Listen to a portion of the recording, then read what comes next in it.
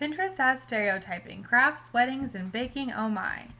We're going to take a look at Pinterest through a new lens of gender and communication to ultimately try and answer the question, how does Pinterest reinforce or reject gender representations of women through digital communication?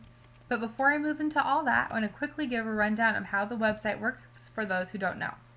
It's a social media, and so this is a home page in which the people who are you following will show up, or you can look at what everyone's looking at. There's popular, health and fitness, history, and if you click on one of those links, it will show you what the public and everyone else is pinning right now on Pinterest with the most recent first. You can repin something by clicking that and then put it on one of your own boards, or if you have Pinterest, you can download a widget on the top left of your screen and pin from an external site, as if you wanted to pin maybe like a pair of shoes you liked from DSW or something of the sort. So now that that has been explained, I'll first go into then the review of literature. So as Pinterest is a new website, there isn't really anything scholarly. So I think the best approach to take is that of just to demonstrate how popular it is. So first, according to Alexander Chang's article, Should You Care About Pinterest? Copyright 2012, Pinterest was launched in 2010 and has over 31 million unique visitors per month. And she just states that it's getting in touch with an audience that has not previously been techno-savvy, kind of like middle-aged women. And according to Angela Mascartello's article, Top Social Networks, Facebook, Twitter, and Pinterest, copyright 2012, is now the third top social network in the United States. And she also states, and I quote, that Pinterest has become so popular recently that even President Obama has jumped on the bandwagon, unquote. Finally, in a little excerpt in PC Magazine, copyright 2012, Leslie Horn states that 97 of the people who've liked the Pinterest page on Facebook are women. And so there's not an official number of how many users on Pinterest are women, but any type of study that, or even like a little article in a techno magazine that's tried to state it, just basically says predominantly women, and that's what really matters. So moving on to more concrete evidence in terms of the gender look, there's an article from BuzzFeed that delves in the issue of disparity between what people are pinning and what the actuality of their lives are. Amy Odell wrote this article entitled How Pinterest is Killing Feminism on October 1st, 2012. And she's basically just concerned with the impossible standard that people are setting. I quote, "Instead, there's Pinterest. Heavy on recipes, diet and otherwise, inspirational quotes, exercise tips, aspirational clothes and homes, kitchen porn, cupcake porn, bracelet porn." Anyway, she basically continues to go on about how people are using Pinterest to, she says, quote unquote, scrapbook every imaginable aspect of their dream lives. And if you just search cupcake porn in the little browser in Pinterest, these are boards that are just full of cupcakes that people who use Pinterest consider to be porn. So it's kind of interesting, and it gives you a good consummate view of what Pinterest is to people. And so in terms of gender and communication, however, Pinterest does fit into some research.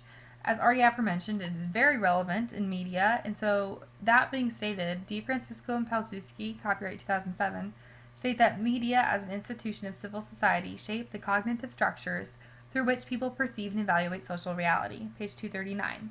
And then continuing with something we discussed in class about media enabling and constraining, Palczewski and DeFrancisco also state, quote, that with every movement toward liberation, constraints are reinscribed, and with every image that appears restrictive, there is an oppositional reading that's possible, page 254. And so that kind of says that whether it's going to be good or bad, people are always going to say it's constraining or enabling, and I'll just get into a little more of that later, but I'm going to move on to the research. So the purpose of the study was to investigate how females are being represented and how it's manifest on Pinterest. It's one of the top growing forms of media, so it's on top of mind for many females today. Thus, the question thus is perpetuating many things that are relevant to gender and communication. Therefore, the following research question guides the study. How does Pinterest reinforce or reject gendered representations of women through digital communication? So I'm going to first take a look at the method by looking at the data collection and the data analysis. So although this is a content analysis with the content and the themes of these pins being examined from 27 pinners that I'm following through my account, it has to be slightly ethnographic because it is my account. In a 2011 article by Aaron Hess called Critical Rhetorical Ethnography, Rethinking the Place and Process of Rhetoric, he states that critical rhetorical ethnography supplies scholars of rhetoric with a locally situated and experimental approach to the process and production of rhetorical texts. Page 128. And so as a daily user of Pinterest, it'd be possible for me to remove my bias. So it's most beneficial to let's be qualitative content analysis with this like hybrid aspect of ethnography. And therefore, over the course of about a month during my time checking Pinterest, I would note the themes, and especially those relating to gender that were prevalent. This was done with the 27 people that I follow, and so it was a manageable number to analyze over a course of time, but with the people that I'm following, it's a conglomeration of friends or family or even bloggers, and so it has a myriad of ages and perspectives, so it's not being completely biased. In terms of analysis, I used qualitative, looking at themes emerging from users' pins. Owen's thematic analysis was utilized to engage themes in terms of recurrence, repetition, and forcefulness, focusing on latent meaning with recurrence of themes, manifest meaning with repetition of terms, and forcefulness through the text observed. Owen, 1984.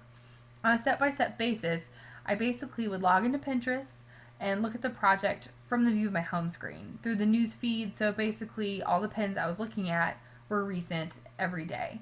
And by looking at themes for these pins, I would take the next step, almost kind of in a pseudo snowballing effect, to go to the board where they pinned it from and see what it was being compared to, who was repinning it, what it's being categorized as. And this process was just utilized daily in order to see what themes are reoccurring within the website. And finally, I would compare the individual themes I saw every day, which acted as my sample size, to that of Pinterest as a whole, which, as I showed you in the top left, there's a popular link, and you can just see what is popular with everyone on Pinterest. So, these brought me to my results of 4 major themes, which are all kind of personas that the females give off that use Pinterest. The first is the foodie, second, the knockout, third, the bride-to-be, and fourth, the DIYer. So, looking into the first theme as the foodie. The theme of the foodie describes the overarching theme of food on Pinterest. There are boards dedicated to certain foods, as seen earlier with like the cupcake porn, but there are also health food boards and junk food, and all of them contrast with the ever-present fitness and workout. And so food is good because it's realistic and everyone eats food, but at the same time, it's the food versus body, and so it gives people this kind of impossible standard. And some people might see it as a step being back to women having to be the primary cooks of the households in the second shift. And so this theme pertains to the research question because it does reinforce old stereotypes in this new age. It's important because it tells us, even given this vast technology of pinning and creating boards, which, could be used for skydiving or reading lists or documentaries you want to see or anything, women choose to pin food. So it kind of says a lot. And here is a little example of a board actually called Foodie from my sample. And so now that we've examined the foodie, we can move on to the next theme, which is that of the knockout. The knockout theme derives from all the unrealistic models and exemplars of fitness perpetuating through Pinterest, which caters to every type of woman.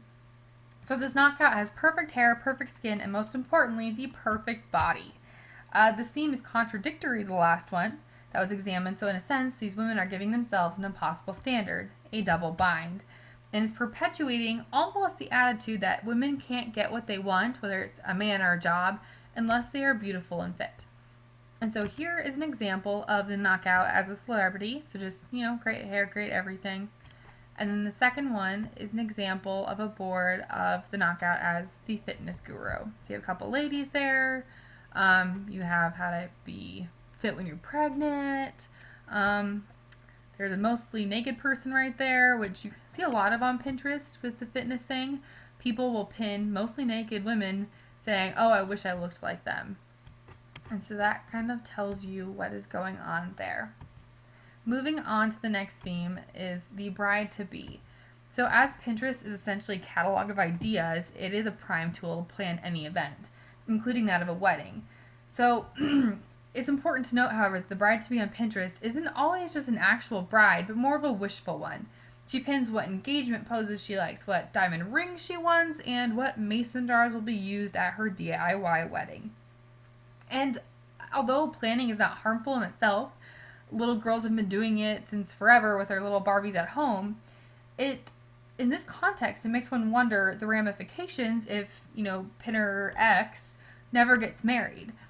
So she'll have all of these boards dedicated to weddings, like this one being demonstrated, but if she never gets married, all she's going to be left with are these kind of boards laughing in her face. And that could take a psychological toll. And as, we discussed, our society had this old adage that everyone needs to get married if they're a female. That's the ultimate goal. And so this kind of is perpetuating that as well in terms of the research question. And the final theme to look at is that of the DIYer. The girl who is the DIYer makes everything from her own laundry detergent to her hair oil treatments and obviously her own perfect food. The main problem that once again arises, as with the other ones, is the notion of the impossible. Some of these projects are being targeted to people as easy and simple and cheap, when in actuality they're actually really tough. There is a concept of nailed it on Pinterest, which shows the disparity that lies between the perfect crafts being presented and the actual crafts being done by people. And so here I just searched failed Pinterest, and you can see there are some failed crafts there, some girls who can't even do a picture pose, some really ugly gingerbread. This is a really good one of the Cookie Monster cupcakes in the middle. And it just shows that some of the Pinterest crafts are a little harder than they let on. But I think it's important to note that the DIYer, from my own experience with the ethnography aspect, has inspired people to craft more than they had before, and that they actually do things they see on Pinterest. And so my sister has this board called Did That, which some of it is just stuff that she bought that she had pinned before, but most of it are crafts that she made, like this elephant I know she sewed for my little sister, or she's made a bunting, and so a lot of this stuff she has done. And so it kind of shows a different aspect. And unlike the other different themes, this one is more gender neutral. If you watch HGTV, which is really popular right now, it's men and women, especially with the DIY things. And so this one gives off a little more ambiguous nature in terms of gender. So, in summary, the research shows that Pinterest, although a very innovative website, does perpetuate many old stereotypes of women. It suggests that they should make everything look perfect and bake, and bake some more. And so, although it's a relatively new site, there hasn't been really any actual communication research. So this does contribute because it was non-existent. It gives a more in-depth look into what the BuzzFeed article wrote about Pinterest killing feminism. And from a critical perspective, one needs to look at how gender stereotype, how this type of perpetuation, what it's doing to these females. Do they feel more inadequate after using Pinterest because they'll never execute that cake recipe or never be that skinny? Or do these females feel empowered because now they have multiple workout tips and because they have directions to make their dream upholstered headboard? So these findings are very important because they show how females themselves have turned this technology medium into a way of comparing themselves with others in the impossible. The findings are also important because they question social media that is very dear to many people, including myself. And so the two big limitations, first is my bias as a Pinterest user wanting to defend the site, and the second limitation is the sample size. There are just way too many users on Pinterest to look like in a qualitative sense. But that leads to the further research. With all of these users, it'd be better to take a quantitative, which just a normal scholar could do, but the makers of Pinterest who have access to the code could analyze it in a program such as Google Analytics to at least quantify how many fitness boards are being pinned each day or how many beauty pins, and that would give it a less political perspective but still open a lot of eyes. And the next suggestion would be not just to look at the themes of the pins, but the text in which the thing is being described. And so if you look at here at like this, you can write what you want. And so if you looked only at what is being written, I think maybe different or new themes would emerge. So that could be really interesting as well. So in conclusion, Pinterest is a relatively new social medium today, and has much to be discovered and analyzed, and perhaps pins will take on a new direction in the future. But for now, one can safely state that like other media we have encountered in class, it certainly can enable and constrain gender.